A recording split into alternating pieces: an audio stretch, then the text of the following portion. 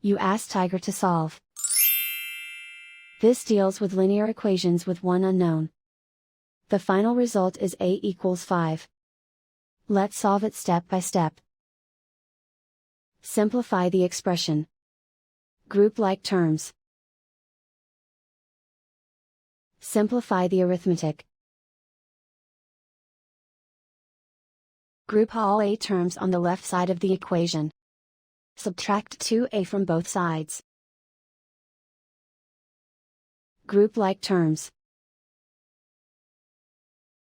Simplify the arithmetic.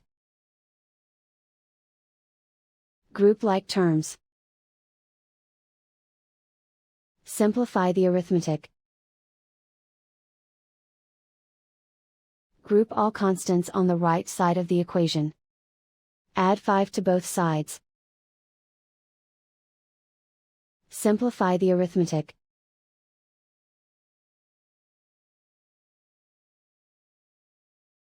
Isolate the a.